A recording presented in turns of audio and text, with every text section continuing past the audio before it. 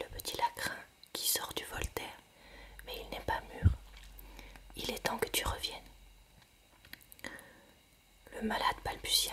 Moi, j'irai faire de la chronique à 6 pieds sous terre maintenant.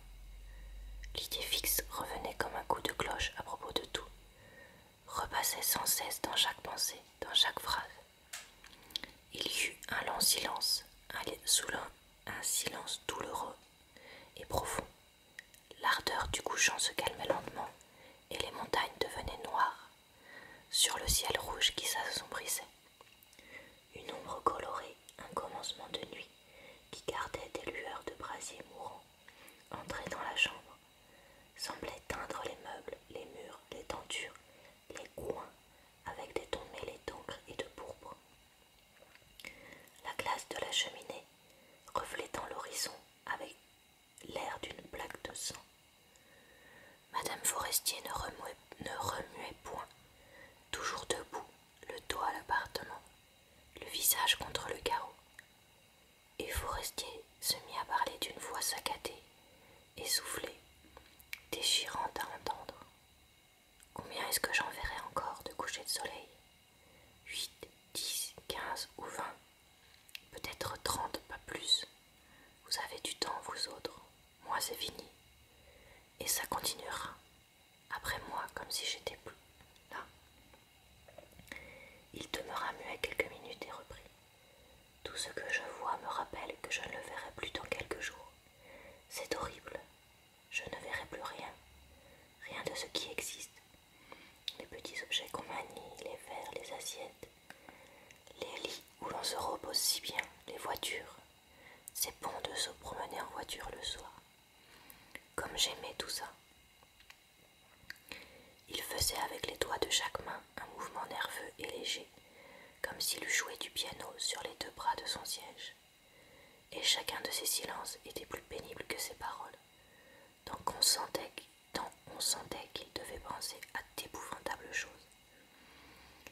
Et du roi tout à coup se rappela ce que lui disait Norbert de Varenne quelques semaines auparavant. Moi maintenant, je vois la mort de si près que j'ai souvent envie d'étendre le bras pour la repousser. Je la découvre partout, les petites bêtes écrasées sur les routes, les feuilles qui tombent. Le poil blanc, aperçu dans la barbe d'un ami, me ravage le cœur et me crie « La voilà !» Il n'avait pas compris ce jour-là. Maintenant, il comprenait en regardant Forestier. Et une angoisse inconnue, atroce, entrait en lui, comme s'il eût senti tout près, sur ce fauteuil où haletait cet homme, la hideuse mort à portée de sa main. Il avait envie de se lever, de s'en aller, de se sauver, de retourner à Paris tout de suite. Oh, s'il avait su, il ne serait pas venu. La nuit maintenant s'était répandue dans la chambre comme un deuil hâtif qui serait tombé sur ce moribond. Seule la fenêtre restait visible encore, dessinant dans son carré plus clair la silhouette immobile de la jeune femme. Et Forestier demanda avec irritation. « Eh bien, on n'apporte pas la lampe aujourd'hui. Voilà ce qu'on appelle soigner un malade. » L'ombre du corps qui se découpait sur les carreaux disparut, et on entendit tinter un timbre électrique dans la maison sonore. Un domestique entra bientôt, qui posa une lampe sur la cheminée. Madame Forestier dit à son mari « Veux-tu te coucher ou descendras-tu pour dîner ?» Il murmura « Je descendrai. » Et l'attente du repas les fit demeurer encore près d'une heure immobiles, tous les 3, prononçant seulement parfois un mot quelconque, inutile, banal, comme s'il y eût du danger, un danger mystérieux, à laisser durer trop longtemps ce silence, à laisser se figer l'air muet de cette chambre où rôdait la mort. Enfin, le dîner fut annoncé. Il sembla long à du roi, interminable. Il ne parlait pas, il mangeait sans bruit, puis émiettait du pain du bout des doigts, et le domestique faisait le service, marchait, allait et venait, sans qu'on entendît ses pieds, car le bruit des semelles irritant Charles, l'homme avait chaussé des savates.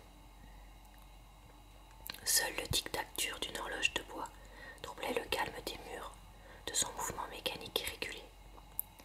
Dès qu'on eut fini de manger, du roi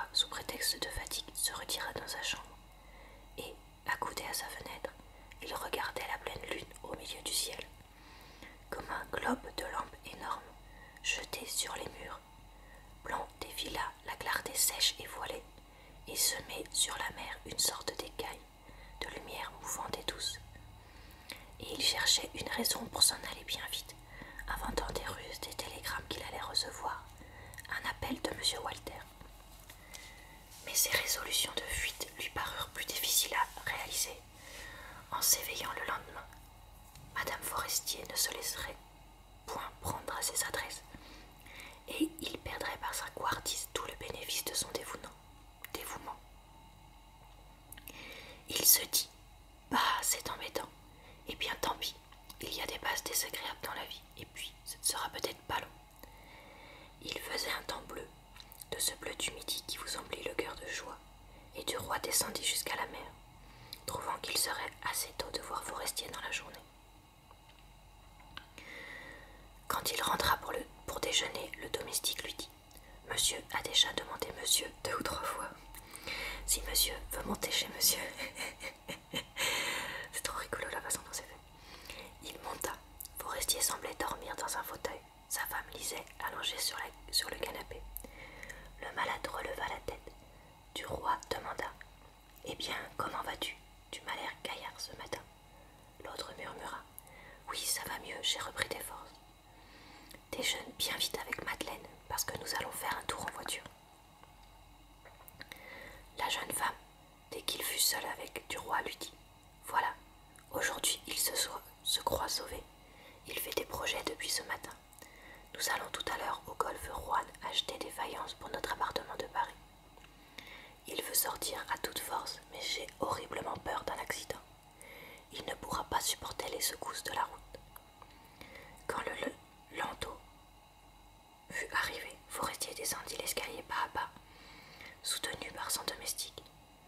Mais dès qu'il aperçut la voiture, il voulut qu'on la découvrît. Sa femme résistait. Tu vas prendre froid, c'est de la folie. Il s'obstina. Non, je vais beaucoup mieux, je le sens bien. On passa d'abord dans ces chemins ombreux qui vont toujours entre 2 jardins et qui font de Cannes une sorte de parc anglais.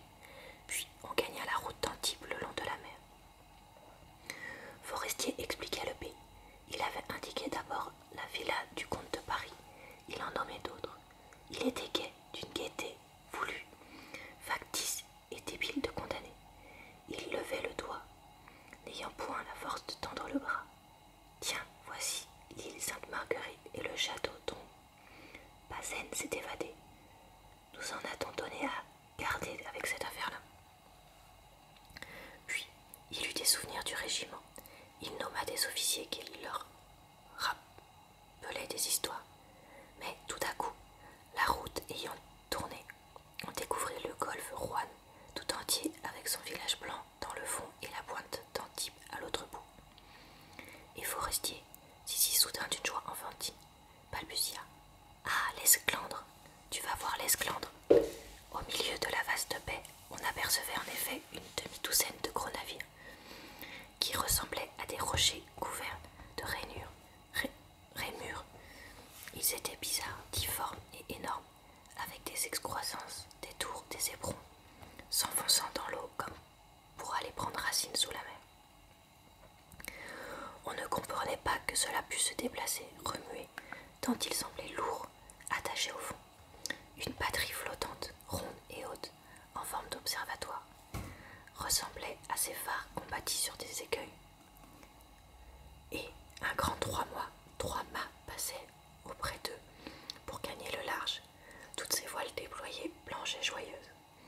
Il était gracieux et joli, avec des monstres de guerre, des monstres de fer, des vilains monstres accroupis sur l'eau. Forestier s'efforçait de les reconnaître. Il nommait le Colbert, le Suvrenne, l'amiral du Beurré, le redoutable, la dévastation. Puis, il reprenait. Non, je me trompe, c'est celui-là, la dévastation. Je sais plus où j'en suis. Ils arrivèrent devant une sorte de grand pavillon où on lisait faïence d'art du golfe Rouen, et la voiture, ayant tourné autour d'un gazon, s'arrêta devant la porte. Forestier voulait acheter 2 vases pour les poser sur sa bibliothèque. Comme il ne pouvait guère descendre de voiture, on lui apportait les modèles l'un après l'autre. Il fut longtemps à choisir, consultant sa femme et du roi. Tu sais, c'est pour ce meuble, au fond de mon cabinet, de mon fauteuil, j'ai cela sous les yeux tout le temps.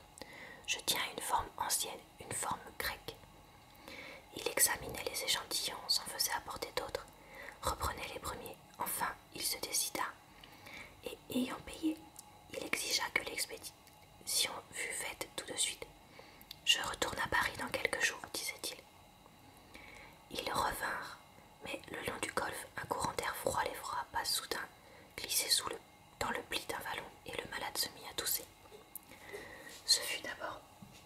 une petite crise, mais elle grandit, devint une quinte ininterrompue, puis une sorte de hoquet, un râle. Forestier suffoquait, et à chaque fois qu'il voulait respirer, la toux lui déchirait la gorge, sortit du fond de sa poitrine. Rien ne le calmait, rien ne l'apaisait. Il fallut le porter du landau dans sa chambre, et du roi lui tenait les jambes, sentait les secousses de ses pieds à chaque convulsion de ses poumons. Bon, je vais m'arrêter là parce qu'il y a la jaune qui commence à faire ses conneries.